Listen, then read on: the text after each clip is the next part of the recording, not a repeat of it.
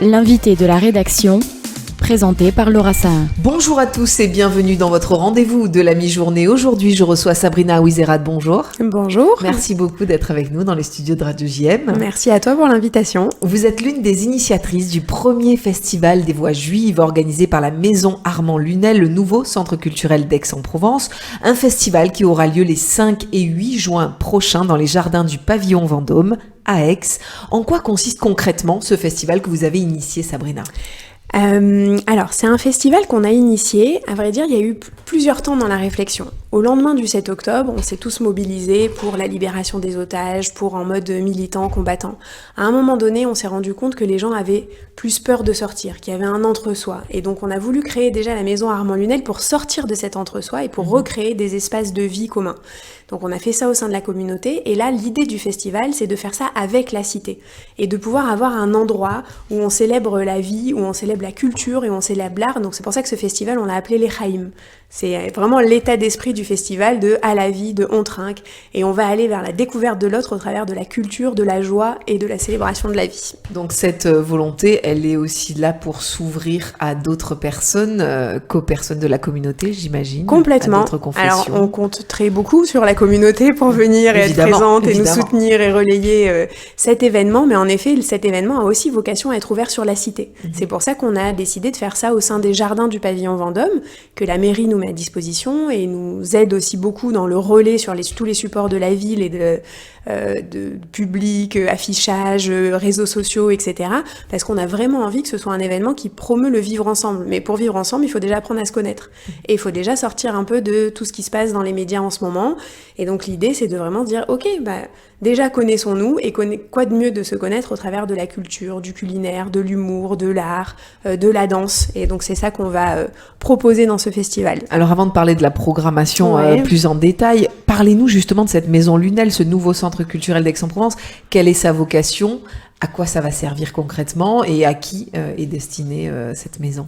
La Maison Lunel est vraiment destinée à deux publics. On a toute l'année des activités qui sont très orientées sur la communauté, avec le fait de faire vivre la communauté, d'impulser de la vie, d'impulser des rencontres culturelles, des rencontres conviviales. Donc toute l'année on a fait des concerts, on a fait des tournois de cartes, on a fait des soirées wine and cheese, donc beaucoup de choses autour de la convivialité, mais aussi autour du sport, de la découverte. On a des cours de Krav Maga pour les enfants, des randonnées, on a eu beaucoup de conférences qui ont été organisées. Donc voilà, l'idée c'est de rassembler et de permettre aux gens de sortir, de se retrouver et de vivre leur vie juive sur Aix-en-Provence et alentour. Il y avait un manque à Aix-en-Provence, clairement. Il y avait un manque parce que ça faisait 7 ans qu'on n'avait plus de centre communautaire d'Arius Milhaud qui avait fermé ses portes. Donc là, les gens sont très heureux de retrouver justement ce vivre ensemble. Surtout que vous êtes assez actifs quand même à Aix-en-Provence.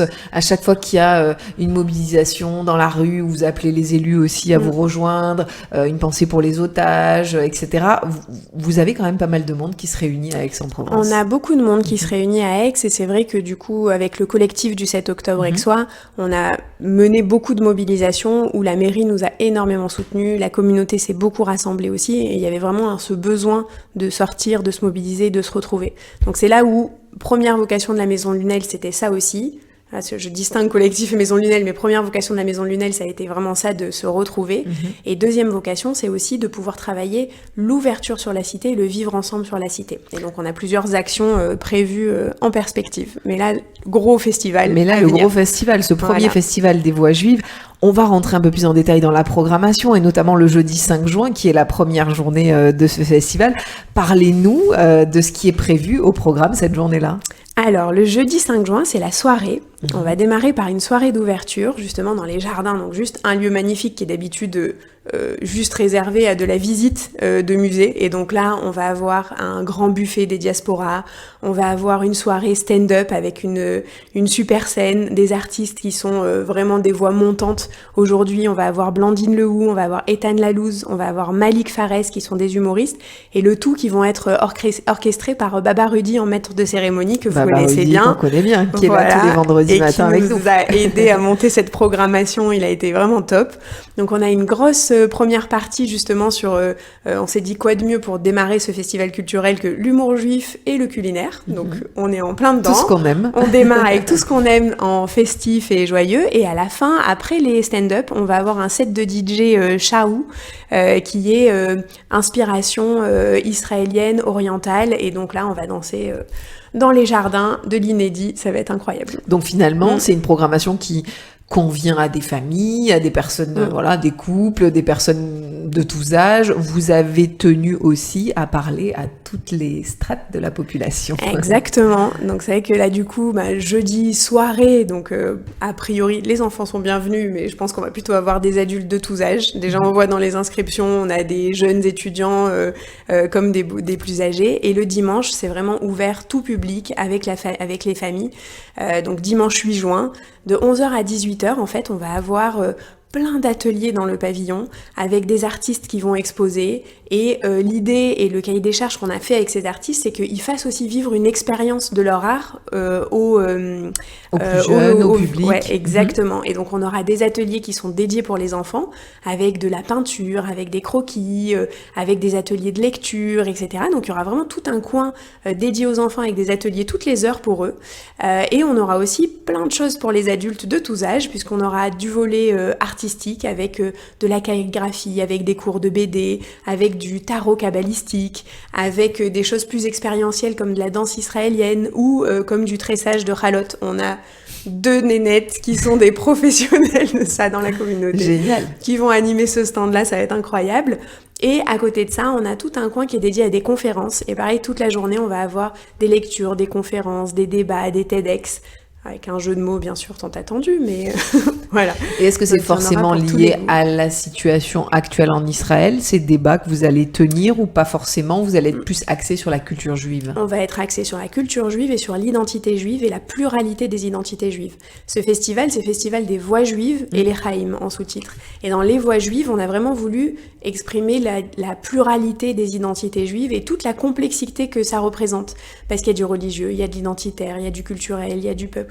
Et donc, dans tous ces débats et toutes ces interventions qui vont être d'origine très variée, on va avoir beaucoup d'enrichissement sur ces sujets. Vous avez d'ailleurs un slogan qui est très clair: la diversité juive se raconte, se goûte et se célèbre. Exactement. Donc c'est vraiment votre leitmotiv, c'est comme ça que vous avez pensé cet événement, autour de ce slogan très fort. C'est ça, on s'est dit à un moment donné, parce que quand on testait notre communication à l'extérieur de la communauté, les gens avaient l'impression qu'il fallait être juif pour venir. À un moment donné, on a lancé une com en disant « On n'a pas besoin d'être juif pour aimer le houmous, alors venez tous, on va partager ». Et voilà, vraiment dans l'esprit de célébration et de découverte. Alors c'est un festival qui est ouvert à tous, est-ce qu'il est gratuit? Est-ce qu'il y a des stands payants? Expliquez-nous un petit peu le processus. Alors la soirée du jeudi avec les stand-up, c'est sur billetterie. D'accord. Bien sûr, il y a le traiteur qui est inclus et il y a toute la programmation artistique. Et le dimanche, dans les jardins, ça va être entrée libre. Okay.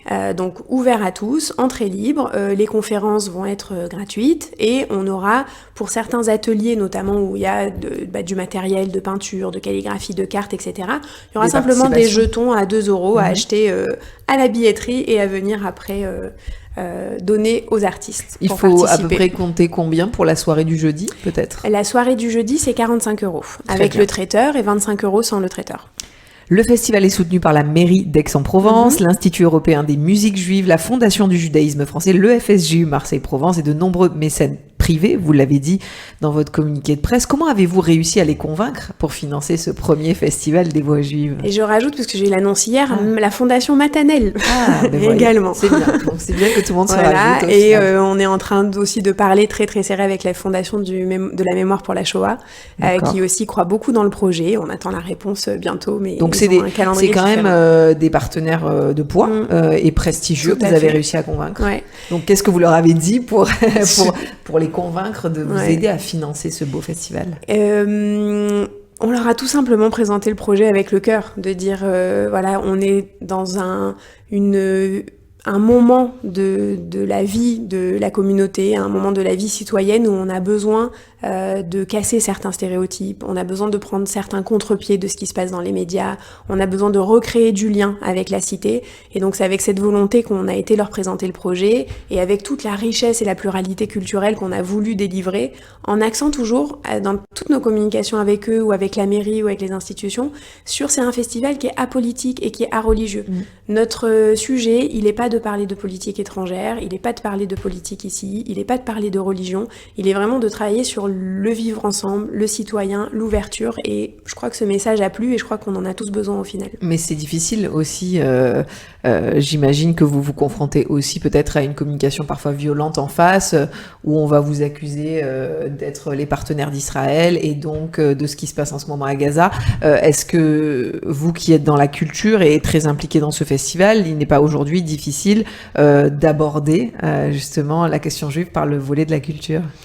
C'est très difficile, et vous savez bien on va avoir des détracteurs et qu'on en a comme sur tous les postes et comme sur toutes les actions qu'on peut chacun, je pense, mener depuis le 7 octobre. Néanmoins, je pense qu'il faut pas qu'on lâche et que justement on a milité pendant 1 an et demi en disant We will dance again, on a le droit de vivre, c'est ça la résilience du peuple juif. Et ben, je pense que ce festival, ça en est l'illustration aussi, et de dire que notre valeur à nous fondamentale, c'est la vie et qu'on a le droit de la prôner et que, ok, on se sécurise et on fera en sorte, et on a fait en sorte, de par la police municipale, la sécurité, des sécurités privées, que tout soit sécurisé pour les participants. Le SPCJ, j'imagine aussi, est dans la boucle. Voilà, tout le monde est dans la boucle. On a bien bordé tout ça. Parce qu'il y a une crainte aussi, vous l'avez dit même quand vous organisiez des rassemblements depuis le 7 octobre, il y a une crainte que les gens viennent finalement à des événements associés à la communauté juive. C'est difficile, mais c'est une réalité. C'est difficile, c'est une réalité, et j'ai l'impression que petit à petit, justement, les gens se sentent autorisés à ressortir. Et on fait ça aussi pour ça, pour s'autoriser à vivre et pour rappeler que c'est ça notre valeur principale, et c'est ça notre force principale, et c'est ce qu'on continuera à prôner, malgré les détracteurs. Premier festival des voix juives, donc organisé à la Maison Lunel, le nouveau centre culturel d'Aix-en-Provence. Ça a lieu les 5 et 8 juin prochains dans les jardins du pavillon Vendôme. Merci beaucoup à vous, Sabrina Ouizerat, d'être venue dans les studios de Radio JM pour nous expliquer cette belle programmation. Et on aura à cœur de venir aussi visiter cette Maison Lunel qui est fraîchement ouverte à Aix-en-Provence. Merci à vous. Merci. Pour voir ou revoir cette interview, n'hésitez pas à aller sur notre site internet radiojm.fr, nos réseaux sociaux, Facebook, Instagram, X et notre application Radio JM. Très bel après-midi à tous.